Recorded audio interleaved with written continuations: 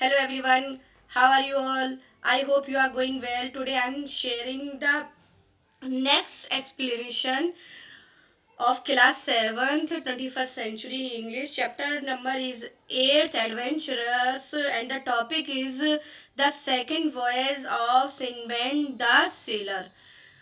Here is the story, and the I will explain the chapter in this video, and the next video I will solve the comprehension question. I am starting my reading. Once while traveling, we came to a beautiful uninhabited island. Ripe fruits hung from trees, birds of bright plumage sang songs, rare flowers perfumed the breeze, and there were clear streams. The place was full of nature's delights. I sat down to admire the scene around me. Soon the soft breeze and the stream murmuring at my feet lulled me to slumber. When I awoke, I realized the ship was far out in the ocean. I was felt alone on the island. बहुत interesting adventurous story है, ध्यान से सुनिए। पेड़ों पर मीठे फल लटक रहे थे, चमकीले पंखों वाले पक्षी गीत गा रहे थे, विरल फूल हवा में थिरक रहे थे और नदियां बह रही थीं। यह जगह प्रकृति यानी नेचर की एक बहुत ही खूबसूरत तस्वीर को भरपूर दिखा रही थी। मैं अपने आसपास के दृश्य को निहारने बैठ गया, यानी कि उनको एंजॉय करने बैठ गया। जैसे ही मंद हवा मुझे नींद में सुला गई, मतलब एक मीठी सी हवा चली और मुझे नींद आ गई। जब मैं उठा तो मुझे एहसास हुआ कि जहाज समुद्र में बहुत दूर जा चुका है और मैं इस आइलैंड पर अकेला ही रह गया हूँ। Oh, why did I leave Baghdad to undertake this voyage? Here was all alone. How long I can survive on fruit? I thought, what am I going to do? I ran to and fro on the island looking for a way to find some help. Oh, Baghdad को छोड़कर मैं इस यात्रा पर क्यों आ गया, ऐसा writer सोच रहा है। मैं तो अकेला ही रह गया। अब मैं सिर्फ फलों पर कैसे जिंदा रहूंगा अगर मुझे खाने को नहीं मिलेगा, कार्बोहाइड्रेट नहीं मिलेगा, तो मैं यहाँ केवल फ्रूट्स पर कब तक जिंदा रहूंगा। मैंने सोचा मैं क्या करूं कि मैं इस द्वीप से बाहर निकल पाऊं, इस आइलैंड से बाहर निकल पाऊं। तो मैं इधर उधर भागता रहा किसी तरीके की हेल्प को ढूंढने के लिए। I climbed to the top of a high tree and saw only sky, sea, and trees as far as my eyes could see. As I gazed, my eyes fell upon an object is a distant part of the island. It was round and white and of enormous size. This object aroused my curiosity, and I resolved to go take a closer look at it. I descended from the tree and made my way towards the strange object. When I reached it, I found it was gigantic dome, white and shining. There was no door or opening. Its whole circumference, which was about 50 paces. मैं अपने को safe feel करने के लिए या safety देने के लिए एक पेड़ की चोटी पर चढ़ गया, जहाँ से मैं दूर दूर तक भी देख पा रहा था। जहाँ तक मेरी नज़र जा पा रही थी, मुझे सिर्फ आसमान और समुद्र और पेड़ ही पेड़ दिखाई दे रहे थे।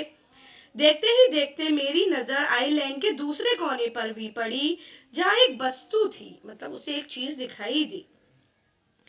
वह गोल थी, सफेद और एक बड़े ही साइज की थी। इस वस्तु ने मेरी एक क्यूरियोसिटी को जगाया और मैं उसे करीब से देखने के लिए बहुत ही ज्यादा क्यूरियस हो गया। मैं पेड़ से उतरा, उस थोड़ी सी अजीब सी वस्तु की ओर बढ़ा। जब मैं उसके पास पहुंचा तो पाया कि एक बहुत बड़ा गुम्बद सा कुछ है जो सफेद है, चमकता हुआ। उसकी पूरा सरकमफ्रांसिस में कोई दरवाजा या द्वार नहीं है, जो लगभग 50 कदम की, जैसे कि तुम पिक्चर में देख पा रहे हो कि केवल 50 कदम दूर है इस जहां मैं खड़ा हूं उस जगह से। Suddenly the sky darkened and the sun was hidden by what appeared to be black cloud. A cloud sky in the summer, that strange, I thought. अचानक आसमान में अंधेरा सा छा गया। सूरज एक काले बादल में छिप गया। गर्मियों के बादलों में भरा आसमान अजीब सा है।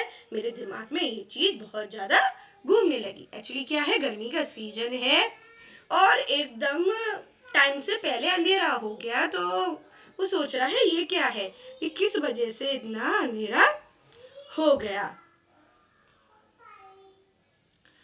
The cloud drew nearer and I could make out the shape of a monstrous bird in it. It had blotted out the sun. बादल पास आ रहा था और मैं उसमें एक बहुत बड़े पक्षी की शेप को देख पा रहा था जिसने सूरज को पूरा घेर लिया है, उसकी रोशनी को नहीं आने दे रहा है। भाई ये क्या चीज है कि जो सूरज के आगे खड़ा हो गया है, यानी कि उस एरिया में जितने में रोशनी आ रही है उस पूरे को घेर के ये कौन खड़ा हो गया। I recalled a story told by the travelers about island where there was this giant bird called Rook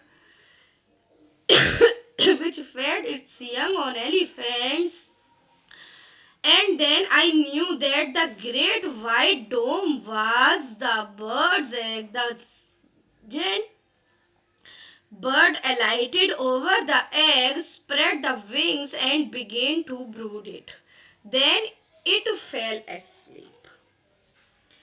फिर मुझे जब हम ट्रैवलिंग कर रहे थे तो उन यात्रियों की एक कहानी याद आई जहां में उन्होंने एक बहुत बड़े पक्षी का जिक्र किया था जो रुख था, जो हाथियों पर अपने बच्चों को खिलाता था। कैन यू इमेजिन कि कोई अपने बच्चे को आदमी के ऊपर खिलाएगा, तो यानी कि वो खुद कितना बड़ा है और उसका बच्चा भी कितना बड़ा होगा। तब मुझे पता चला कि इस बड़े से सफेद गुंबद में उस पक्षी का अंडा है, यानी कि वो जो गुंबद है वो गुंबद नहीं है, एग है उस बड़े से पक्षी का। फिर उसने अपने पंख फैलाए और उसको कवर करके बैठ गया और सो गया, यानी कि उसको कवर करके सेव कर लिया। Here was my chance to escaping from the island. Unfolding my turban, I twisted it into a rope and tied one end to it around my waist. Then I approached the bird cautiously and fastened the other end securely to one of its feet. On its flight, I hoped it might take me through the air to some inhabited region. जब मैंने इस पक्षी को देखा तो मेरे दिमाग में एक आइडिया आया, यानी कि राइटर ने सोचा कि यदि यही एक मौका है जब मैं साइलेंट से स्केप कर सकता हूँ, बाहर निकल सकता हूँ। मैंने अपनी टर्बन को खोला, उसका एक हिस्सा अपनी कमर पर बांधा और दूसरे हिस्से को लेकर पक्षी के पास बहुत ही सावधानी से गया और उसके पैर पर कसकर बांध दिया। उसकी उड़ान में मुझे ये उम्मीद थी कि जब वो उड़ान भरेगा तो उसके साथ मैं भी उड़ जाऊंगा और वो किसी एक इनहेबिटेड रीजन में, यानी कि जहाँ आबादी है वहां मुझे छोड़ देगा। देखिए यहाँ रिप्रेजेंट हो रही है उसकी हिम्मत कि जब वो कोई किसी भी बड़ी से बड़ी परेशानी में हो तो भी हिम्मत नहीं हारनी चाहिए और सोचना चाहिए कि कैसे हम इस परेशानी से बाहर निकले। इन द मॉर्निंग, देखिए किस तरीके से बांध रखा है। In the morning the bird awoke, it rose from the egg and took flight, taking me with it.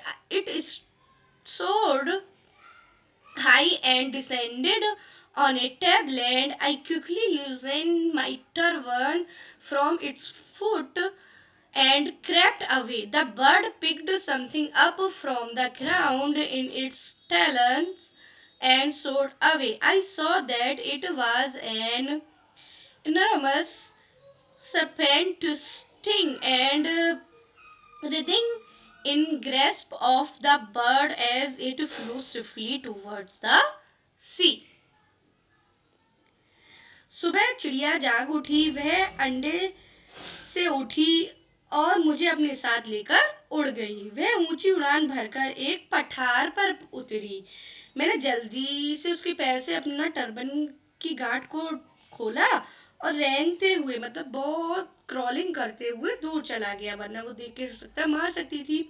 चिड़िया ने जमीन से अपने पंजों में कुछ उठाया और उड़ गई। मैंने देखा कि वह एक विशाल सांप था, स्नेक था। उसे उसने अपने पंजे में उठाया और उड़ गई। चिड़िया की पकड़ में वो बहुत हिलडुल रहा था और उससे निकलने की कोशिश कर रहा था और तेजी से समुद्र की ओर उड़ गई। I scanned my surroundings and realized it was a deserted place. On one side of the tableland was a deep valley, and on the other a steep mountain. I descended into the valley. मैंने अपने आसपास देखा तो पाया कि एक सुनसान सी जगह थी। पठार के एक तरफ गहरी खाड़ी थी और दूसरी तरफ एक खड़ी पहाड़ी थी, यानी कि जो वैली थी उसमें मैं उतर गया, क्योंकि माउंटेन पे चढ़ेगा तो कितना जाएगा, फिर खाने पीने को भी कुछ नहीं मिलेगा। तो उसको लगा कि वैली में जाता हूँ, हो सकता है कुछ लोग हों या किसी तरीके की मेरी हेल्प हो पाए। As I walked, I observed that the ground was strewn with a large diamonds coiled here and there among us. The stones was gigantic serpents. I became extremely careful about where I stepped. My heart skipped a beat when I suddenly carcass of an animal fell before me. Who would who could have dropped it there? I recalled a story I had heard in my youth from merchant traveler. It was this far away in mysterious land. Diamond was strewn everywhere. The land also had a large number of serpents.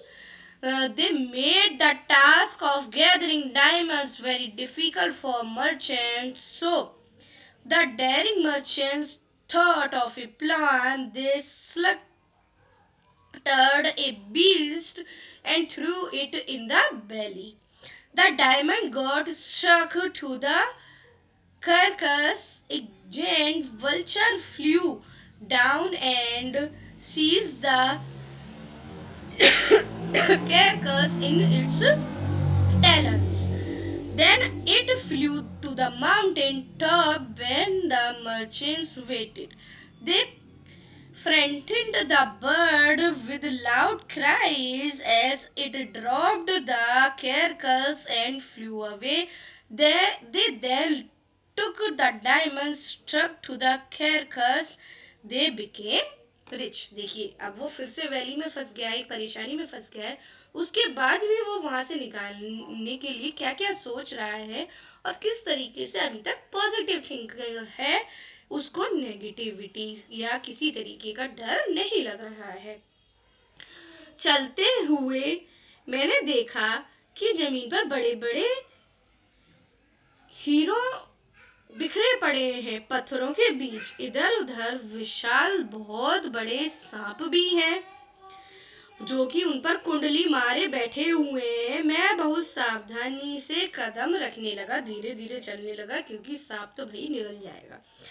मेरा दिल धड़क उठा भाई, उसका दिल धड़क उठा, यानी कि वो डरा, लेकिन अभी मैंने आपसे बोला था कि वो डरा नहीं, वो मतलब किस तरीके से इससे कॉप अप कर गया वो इस स्टोरी में है। लेकिन सांप के पास जाने में तो डरेगा ही। उसका दिल धक धक हुआ, वो थोड़ा सा डरा। क्यों? क्योंकि उसने एक जानवर का शव मेरे पास एकदम से आ गिरा। वो कह रहा है कि मेरे पास एक जानवर का शव आ गिरा, यानी कि उसकी डेड बॉडी आ गिरी। उसे वहां कौन गिरा सकता था? मुझे अपनी जवानी में, मतलब जब वो बहुत जवान था, एक व्यापारी यात्री से सुनिए कहानी याद आ गई। फिर उसको एक स्टोरी याद आ गई। वह यह थी, दूर एक रहस्यमयी देश में, मतलब एक ऐसा थोड़ा ऐसा शहर है जहाँ के बारे में ज्यादा लोग नहीं जानते। हर जगह ये हीरे बिखरे पड़े थे। उस जमीन पर बड़ी संख्या में सांप भी थे। उन्होंने व्यापारियों के लिए हीरे इकट्ठा करना बहुत मुश्किल बना दिया था। इसलिए साहसी, यानी कि बहुत स्ट्रॉन्ग थिंकर व्यापारियों ने एक प्लान बनाया। उन्होंने एक जानवर का वध किया, उसे घाटी में फेंक दिया, और मतलब उस वैली में फेंक दिया। हीरे शव पर चिपक गए, और एक बड़ा सा गिद्ध आया, नीचे उड़ा और सबको अपने पंजों में जकड़ कर ले गया। क्योंकि जो गिद्ध हैं, स्कैवेंजर्स हैं, वो क्या खाते हैं? मांस। और सब अपने पंजों में जकड़ कर ले गया। फिर वह पहाड़ की चोटियों पर उड़ गया जहां व्यापारी इंतजार कर रहे थे। ये स्टोरी उसे देखकर याद आ गई कि ये भी एक प्लान हो सकता था।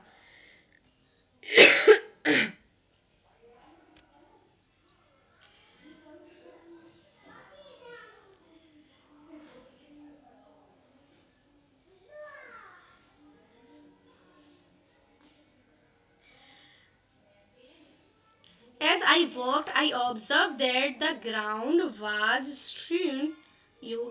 Sorry. Now looking at carcass, I realized the merchants were behind this. I devised a plan of escape. First, I gathered as many diamonds as I could hide within my garments. Then, unholding my turban, I approached the carcass lying on my stomach. First, I drew the carcass over my back and bound it to myself securely. Oof, the snatch was horrible, but this was the only way to escape from the valley.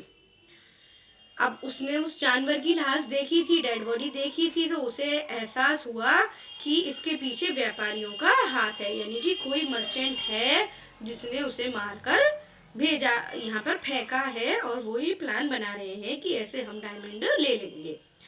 मैंने भागने का फिर एक plan बनाया। सबसे पहले मैंने अपने कपड़ों में हीरे छिपा लिए, जितने वो कलेक्ट कर सकता था उतने हीरे उसने छुपा लिए। फिर से टर्बन खोली। मैं लाश के पास, उस डेड बॉडी के पास पहुंचा। वह पहले पेट के बल लेट गया, और मैंने उस डेड बॉडी को अपने पीठ पर खींचा, उसे कसकस अपने शरीर पर बांध लिया। फिर उसने टाइटली अपने शरीर पर बांध लिया। फिर कह रहा, ओ माय गॉड, उफ, कितनी भयानक स्मेल उसमें से आ रही थी। लेकिन क्या करूं भाई, डायमंड तो उसके लिए एडवांस स्टेज था, लेकिन उस वैली से निकलने का रास्ता भी सिर्फ यही था। After a few minutes, a monstrous vulture came and grabbed the carcass into its talon and rose up and away with carcass, and I finally it descended on a broad ledge near the summit of mountain. This place was full of bones and seemed to be a favorite feeding place of these birds. The merchant could be close by. No sooner had the vulture deposited his burden and started to treat at a flash on the merchant with tiny mustache sprang out with loud cries and scared it away. कुछ minute बाद एक बहुत बड़ा गिद्ध आया और उस dead body को अपने पंचों में जकड़कर मुझे उस डेड बॉडी के साथ लेकर उड़ गया। चौड़ी चट्टान पर उतरा, मतलब जो एक चट्टान थी वो बहुत ब्रॉड थी। यह जगह हड्डियों से भरी हुई थी, मतलब इतनी हड्डियां पड़ी थी वहां, तो देखकर ये पता पड़ रहा था कि ये जो इन गिद्धों का फेवरेट प्लेस है अपना खाना खाने के लिए। जी तो व्यापारी पास ही हो सकते थे। मुझे लगा कि जब यहाँ पर ही ये लोग प्लान करके इस तरीके से आते हैं तो यानी कि मर्चेंट आसपास ही हैं। जैसे ही गिद्ध ने अपना बोझ नीचे रखा और मांस नोचना शुरू किया, एक छोटी सी मूंछों वाला व्यापारी यानी मर्चेंट जोर से चीखता हुआ बाहर आया और उसे डराकर भाग गया। मतलब उसको तो पता था कि उसको सिर्फ डायमंड लेने हैं, और पक्षियों को भी ये पता था कि ये जो डेड बॉडी है इनका ये क्या करेंगे। वो वैसे भी किसी ह्यूमन को देख के पक्षी उड़ जाते हैं, तो वो उड़ गया। I struggled to my feet and realized my claws were stained with blood. When the merchant saw me, his fear was great, but his disappointment was even greater. No diamond sticking to the carcass, he started crying and crushing his faith. Feeling sorry for him, I promised to share a few diamonds with him. Don't worry, dear merchant, I shall give you 10 diamond pieces. On hearing this, the merchant thanked to me. Then came his companions. They welcomed me and raised my bravery. That adventure made me a hero. मैंने मुश्किल में खड़ा हुआ उस आदमी को देखा कि मेरे कपड़े खून से सने हुए हैं। जब व्यापारी ने मुझे देखा तो उसका डर बहुत बढ़ गया, लेकिन उसकी निराशा उससे भी ज्यादा थी। लाश पर हीरे चिपके हुए नहीं थे। वह रोने लगा। भाई लाश पर हीरे होते तो उसे मिलते ना। और अपनी किस्मत को कोसने लगा कि मैंने उसको मारा, जानवर को वहां फेंका, लेकिन ये जो बर्ड है ये ऊपर लेकर आया इस डेड बॉडी को, तो इसमें तो हीरे ही नहीं है। अब वो रोने लगा। उस पर मैंने तरस खाते हुए कहा कि मैं उससे कुछ हीरे बांट दूंगा, दे दूंगा, वो चिंता ना करे। प्यारे व्यापारी, मैं तुम्हें 10 हीरे डायमंड दूंगा। 10 हीरे भी, इतने बड़े बड़े डायमंड तो बहुत बड़ी बात है शेयर करना। और बाकी वो तो जो डायमंड बचे थे वो थे जो उसने कलेक्ट किए थे, लेकिन फिर भी वो राजी हो गया कि मैं तुम्हें 10 हीरो डायमंड दे दूंगा। यह सुनकर मर्चेंट ने उसे धन्यवाद दिया। फिर उसके साथी आए, उन्होंने भी उसका स्वागत किया और उसकी बहादुरी की तारीफ की कि तुम तो बहुत ब्रेव निकले। उस साहसिक कार्य ने यानी कि उस ब्रेवरी वर्क ने उसको हीरो बना दिया। है ना मजेदार स्टोरी। सबसे बड़ी बात मुझे जो इस स्टोरी में लगी कि हिम्मत, किसी भी सिचुएशन में हिम्मत नहीं खोनी चाहिए, हमेशा पॉजिटिव थिंकिंग रखनी चाहिए। कहीं ना कहीं से कोई ना कोई सॉल्यूशन जरूर मिलता है। If you like my video, please subscribe my channel. Thank you for watching. We will meet again with the comprehension question of this chapter. Thank you.